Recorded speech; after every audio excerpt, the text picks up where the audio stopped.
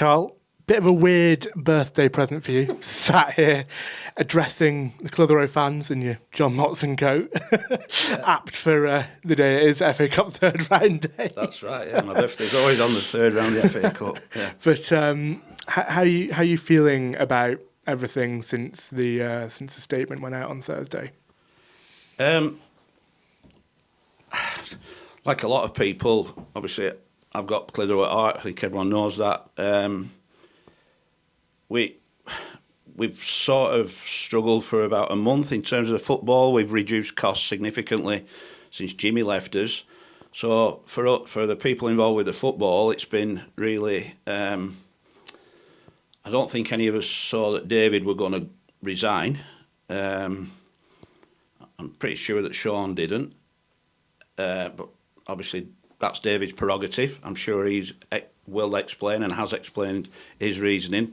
Don't want to go into that. That's for him to address that. But as a club, there seems to be a lot of ignorance, really, as to what exactly the situation is at the club. I can only express it from the football point of view.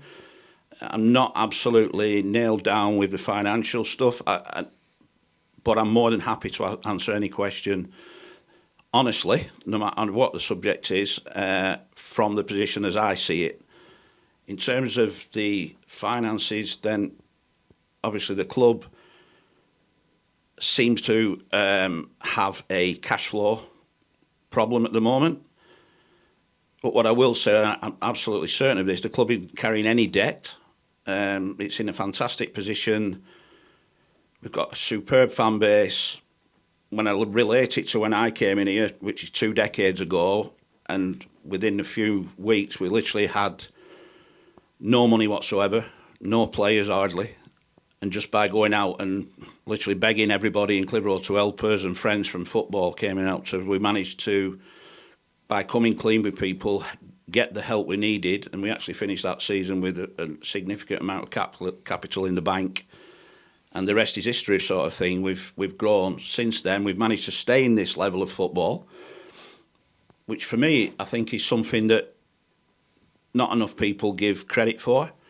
If you look in our area around Lancashire, you know, with full respect to all the clubs, but pretty much every club around us has dipped into this level of football, step 4, and not been able to sustain it. I'm well aware that, you know, there are clubs that have spent money trying to sustain it.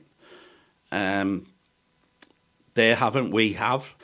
I think it's so important that we continue that. We've appointed a young manager, which is what we always used to do. Sean's had 4 games. He's been working, to be fair to him, in really difficult conditions because of the financial restrictions. Hence why we've took loan players in this period, if people have noticed that, you know, and we're ever so grateful for the likes of Burnley and Accrington Stanley, people like that who've helped us with that. We sort of know what needs doing to give us a better chance of pulling away from the bottom. If you look again, study our table every day, every week, the likes of Witton, Bootle have invested heavily in their squads recently, in the last month or so, but in reality, them are the clubs that we're now competing with to maintain our status as a step 4. Now, it's absolutely vital that we do that because the league that we're in, this division this year, is quite a strange one, and I know it better than most. I've been in it probably 15 of the last 20 years of my life. Our points total against games played is not a great deal different, and we're sat in 18th than one of our friends, Lancaster City, who was sat 9th in the Premier League. And I think that sort of shows how the tables are. That 4, I'm not sure, but I believe 4 go down this season. Now, that battle looks like it's 4 from 12. Now, the likelihood is that all them 12 clubs are going to do whatever they can to strengthen their position and try and get out of the fight. So we've got to try and match that. The problem we've got, and we've acted professionally in the football, we've reduced our costs. What we can't do now is go back and add cost. You know, although the season hasn't been great so far, we've got 2 or 3 really seriously good young players at the club, fresh to the club this season. We would love, in a different situation, to contract them, tie them down to this club, protect them as assets. But to do that, obviously, will add cost to our existing budget. And we're not in a position to do that. So it leaves us vulnerable. You know, we've got, again, this is fact, we've got 3 official approaches currently for our players. We've got another 2 or possibly 3 unofficial as of yet approaches for other players. So we're already in a position with the football where the vultures are hovering, and we've managed to fend that off for a month. How long that'll maintain, we can keep that up, I don't know. But people need to understand these things, really. We're working, and we have been working for a month in that scenario. For me now, the only focus, as with Sean and everybody else involved with the football, is to try and keep this club at step 4. The league is so even. You cannot predict the result of any game in our league. And I think it's just such a level playing field. The landscape is so competitive. And because of that, and because of the change in the dynamic this summer, I think everybody's still putting up the best fight they can to stay in this league, which brings its own, we've got to make sure as a club that we do the very best we can to give us the best chance in that fight. I think it's important now that we reset, we try and get everybody behind the squad, behind Sean, and just support the club between now and the end of the season in whatever way you can. Just support the club, support the team. Football's so difficult. I've been in it longer than most. I've worked at all the levels in non-league. I've worked in league football. So difficult. Look at the people that are struggling in it. There's no right or wrong. There's no guarantee. Whoever we employ, whoever any club employs, no guarantee of success. I personally think that Jimmy we'd have got better and better eventually, but Jimmy left through circumstances that weren't actually football. Can we touch on that? Because obviously in the statement, it's alluded to part of the issues that we're having sort of financially are due to paying off a manager. And that in the statement, it doesn't say that is Jimmy Bell. However, he has since responded to that, denying claims that he was paid off and it was a mutual termination of the contract. Can you just shed a light on that situation for both the club and Jimmy's sake? I can. Again, this is the absolute truth, the facts, the football stuff. Jimmy had a 2-year contract, as I think everyone knew that. Yep. Jimmy began that contract in the summer just gone. Jimmy left the club, which matters I won't go into, that he saw fit to leave. What I can tell everybody is that Jimmy Bell left here with wages only, the wages that he'd earned in the period he was our manager.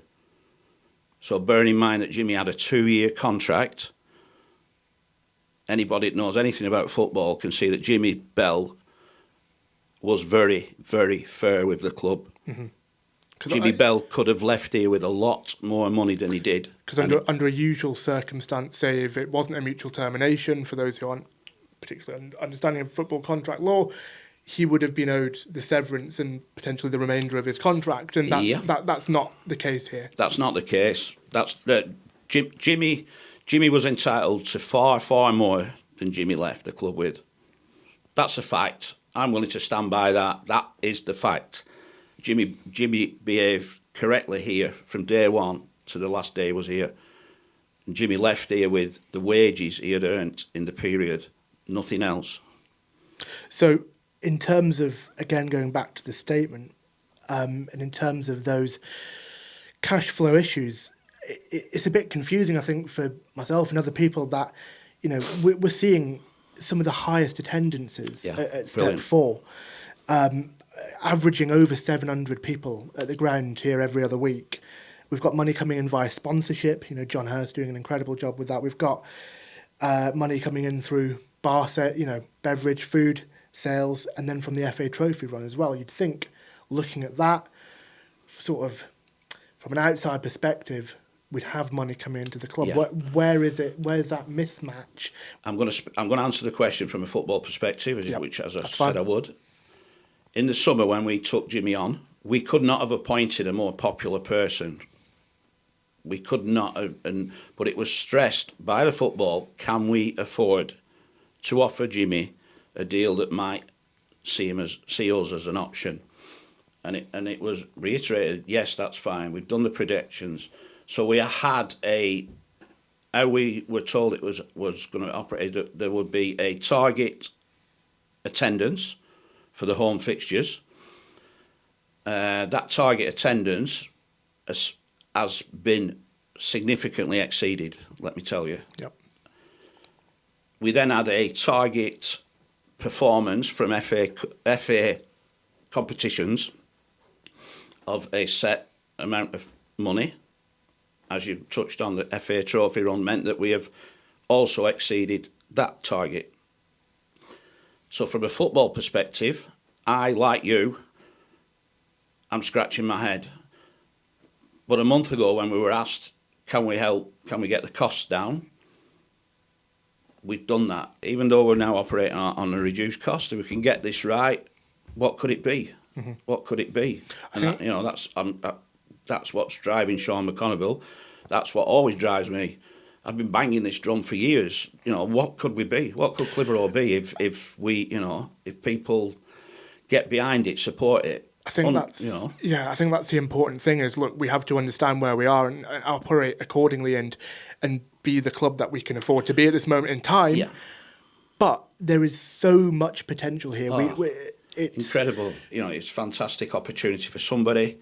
I think the support, the fan base we've got now, it increased significantly in Stuart Fort's period here. Stuart put much better facilities in place that attracted people. We just need we need the person to unlock the door and give us that opportunity to kick on. But we've got to walk before we can run.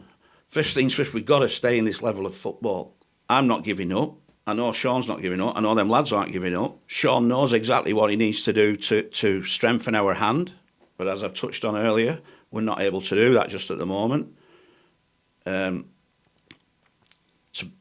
of the things the club's intending doing over the next couple of weeks through Chris Musson's driving that is that we're going to go with... historically, we used to do, many years ago, what we call a ski fund to help the manager. Basically a lottery type where we sell tickets at £10 each, significant cash prize in that, and it'll be for a short period, which runs, I think, to the Witten game. And every ticket that's bought there will give Sean a better opportunity to maybe get that one or two players in the building ready-made that strengthen us, because if we can get to the summer and we're still step 4, then the club maybe can reset. There must be, I'd like to think there's somebody out there that can look at it and think, crikey, I could do something. We can attract 600 fan base, that's your hardcore. On a good day, it's been 1,000. What could we get? What is the potential for someone to unlock if we were top end again, as we have been? There are clubs spending a fortune, an absolute fortune, to get in this league. And that in itself is hard. We're in it. Let's all get together and let's give it the best shot to stay in it. Let these young players grow. Is that the overarching message that we should leave this on then, Carl? Is that support the lads that are out there, support the manager, get behind them. We've got a good core of fans here. We've got a good community here that people can buy into. Fantastic. And is that the parting message really that you want to leave? Is that, fans support who is out there on the pitch, no matter who it is, get behind them. And if there's anyone out there watching that has, that could help improve the situation, support us as well, because you'll get it back in droves. There's an opportunity for everybody, me, you, anyone, to buy a £10 ticket coming up. It'll be revealed next week, launched next week. there's a bigger opportunity there for anybody out there in the Ribble Valley and beyond to reach out to Clitheroe Football Club, and it needs help. It needs help to become what it could become. The infrastructure is there with the fan base. From a business point of view, it is a decent proposition for somebody if they fancy it. Come in, get hold of it, be the key that we need. But by the same token, we need volunteers. We're so short of people. You know, we've got Jim, who's 80 odd, trying to keep this place ticking over day by day. He's done a phenomenal job. God bless him. You've got Ross Hibbert is running around doing 4 or 5 different hats on. You know, he's trying to do what he can. There are people like mucking in just to keep it above water. So few of us left, really. So we need people at the ground. We need people, you know, we need at ground level. We need people with ideas, come and help us. We need people to support the team. You know, we have got good players. They've proven that time and time again. You know, when they click on here, we took teams apart. They're exciting players as well. You know, and we've got some stalwarts who care so much about this club. Don't see that, or, you know, people move from club to club, and we have players who've stayed in our team. We've got, you know, we have 1 or 2 ideas about people who we may be able to approach who to come and join, and you know, literally, whatever they see it as they want to do, we're willing to sit and listen to them. You know, it is an open door now. Our potential is still massive, absolutely massive. But first things first, we've got to learn to walk before we can run. I just hope people understand a little bit better now where we are, why we've got there, what we used to be, what we could be is most important, I guess. What we could be. Yeah, that's it. We don't want to toil on where we are and where we've been. It's looking ahead to the future. Absolutely. Yeah, it's a short-term financial issue with a very limited cash flow. Some directors have now put an amount of money forward to alleviate some of that. As I say, we'll want to launch a lottery, which I hope people will support. Again, that's people's own prerogative. If they can, I suppose they will, and if they can't, they can't. That's fine. I can tell you that within the club, within the dressing room, and within the camp, there's already pledges heading towards £1,000 in that, up towards 100 tickets. You know, that's what it means to us. Listen, we need help. We are where we are. Yep. We have no debt. We have very little capital. We are carrying on regardless by the help of the directors that are still here, and hopefully the supporters through the lottery and any other help we get between now and the end of the season. We've given a pledge to the players as directors that not one of them will have a penny took off them between now and the end of the season. I think it's important people hear that. So whatever the players' terms are, whether they agree with Jimmy or agree with Sean, they'll stay the same. We will deliver them wages till the end of this season. Nobody's hiding from the season we're having. Nobody's, you know, I'm not trying to pretend we're one of the best 2 teams in the league or anything like that. There's been mistakes made. But you show me a football club in England, anywhere in England, that can't say that. That can't say that. You know, we're no different than anyone else. We're now 6 or 7 people working hard to try and keep this place at least short term at this level. But my ambition hasn't gone whatsoever. I still see this club as having, you know, with the right couple of people walking through that door, this club can be a Conference North club. But saying it and getting to it, I might never see that. I'll probably be dead and buried then. You know, I'm getting older and older. But my ambition for this club will never burn out. My love for this club, I'll die with that. We just got it going, haven't we? Just got to crack on. Yeah. Thank you, Carl, for your time. You're welcome. And again, thank really you for appreciate it. Try and just put a bit of meat on the bone. I guess that's what this has been about. Yeah. Just get behind Sean, get behind the lads. Got a great set of lads. Great set of lads. Really have. Some great young players, great young men. Lots of positives, loads and loads of positives, but we're in a difficult place. And I guess that's the bottom line. Yeah. Thank you, Carl.